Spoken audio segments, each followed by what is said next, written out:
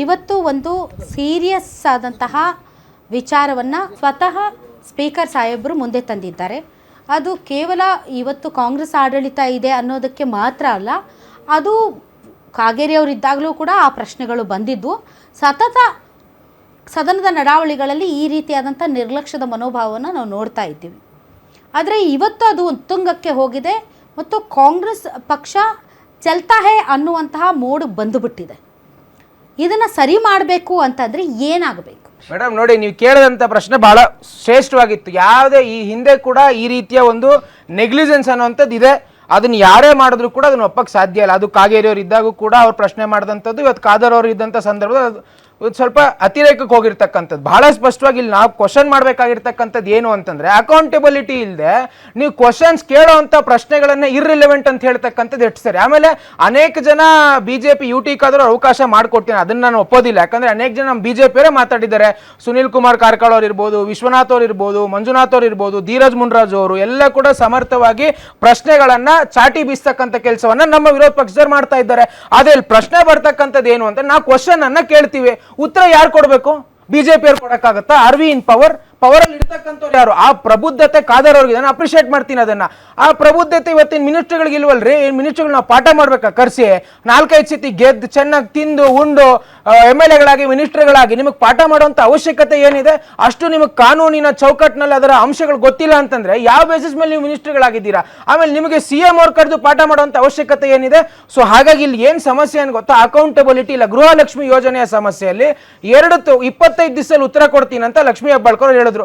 1 ವರ್ಷ ಆಯ್ತು, ಇವತ್ತಿಗೂ ಉತ್ತರ ಸಿಕ್ಕಿಲ್ಲ.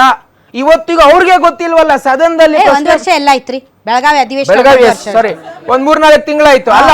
ಅವ್ರಿಗೆ ಪ್ರಶ್ನೆ ಮಾಡಿದ್ರೆ ಅವ್ರಿಗೆ ಗೊತ್ತಿಲ್ಲ ಅಂದ್ರೆ ಇಲ್ಲಿ ಅಧಿಕಾರಿಗಳು ಫೇಲ್ಯೂರ್. ಅಧಿಕಾರಿಗಳು ಯಾಕೆ ನಡ್ಕೊಳ್ತಾರೆ?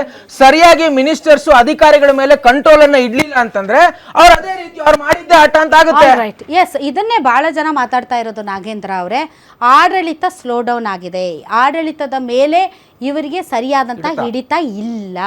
ಎಲ್ಲೋ ಒಂದು ಕಡೆ ಬೇಜವಾಬ್ದಾರಿತನ, ನಿರ್ಲಕ್ಷ್ಯದಿಂದಾಗಿ ಅಧಿಕಾರಿಗಳು ಕೂಡ ಕೆಲಸ ಮಾಡದೇ ಇರೋ ಥರ ಸ್ಥಿತಿಗೆ ಬಂದು ಬಿಟ್ಟಿದೆ ಅಂತ. ನಂಗೆ ಬೇಸಿಕಲಿ ಬೇಕಾಗಿರೋದು, ಇವ್ರು ಯಾಕೆ ಇಷ್ಟು ಒಂಥರ ಹತಾಶರಾಗಿದ್ದಾರೆ? ಯಾಕೆ ಈ ಥರ ಕೈ ಚೆಲ್ಲಿ ಕೂತು ಬಿಟ್ಟಿದ್ದಾರೆ?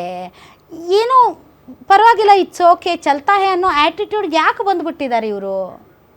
ಇವತ್ತು ಯಾಕೆ ಇಷ್ಟು ಭ್ರಮ ನಿರಸನ ಕಾಡ್ತಾ ಇದೆ ಮೇಡಮ್? ಏನಾಗಿದೆ, ಇವತ್ತು ರಾಜ್ಯದಲ್ಲಿ ಒಬ್ಬ ಮುಖ್ಯಮಂತ್ರಿ ಆಗಿದ್ದರೆ 5 ವರ್ಷ ಇವರೇ ಮುಖ್ಯಮಂತ್ರಿ ಅಂತ ಡಿಕ್ಲೇರ್ ಆಗಿದ್ದಿದ್ರೆ ಎಲ್ಲ ಈ ಸಮಸ್ಯೆಗಳಿಗೆ ಕಡಿವಾಣ ಆಗ್ತಾ ಇತ್ತು.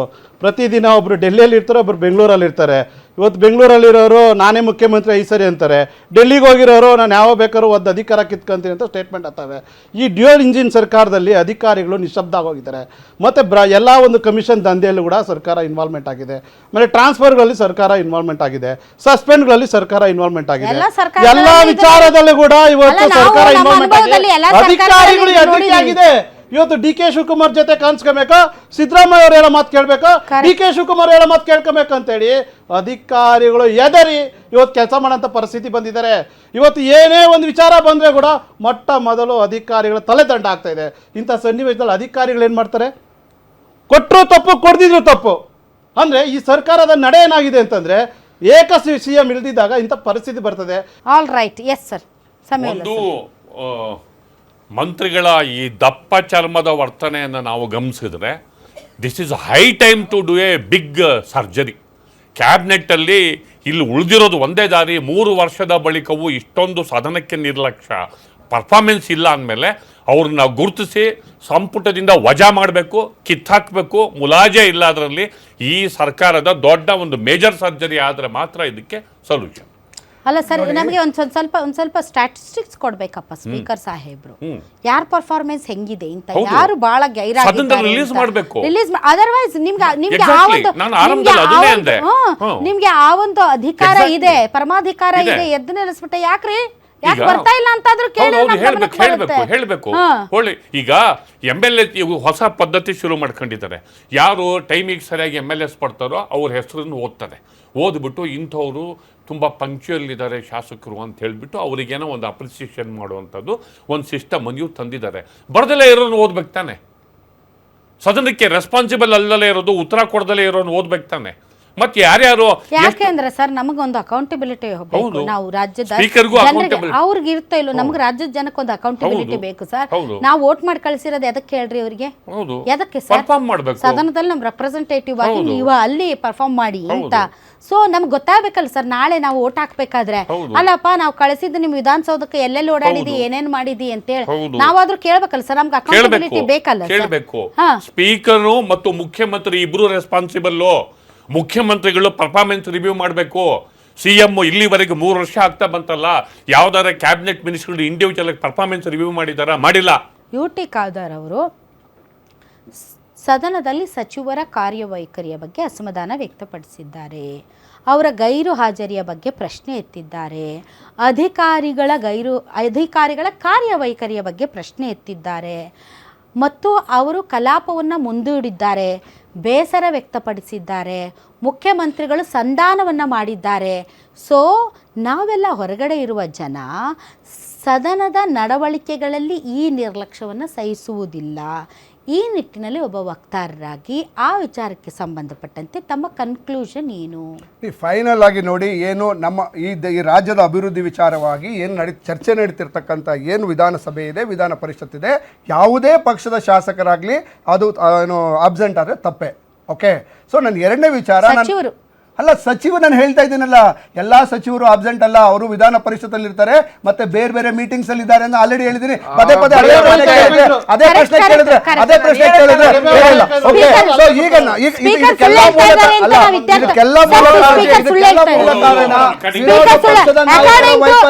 ಹೌದೌದು, ಅಕಾರ್ಡಿಂಗ್ ಟು ಕಾಂಗ್ರೆಸ್ ವಕ್ತಾರರು ಸ್ಪೀಕರ್ ಸುಳ್ಳು ಹೇಳ್ತಿದ್ದಾರೆ ಸರ್. ಸ್ಪೀಕರ್ ಸುಳ್ಳು ಹೇಳ್ತಿದ್ದಾರೆ. ಅವರು ಬೇರೆ ವಿಧಾನ ಪರಿಷತ್ ಸ್ಪೀಕರ್ ಸುಳ್ಳು ಹೇಳ್ತಾ ಇದ್ದಾರೆ.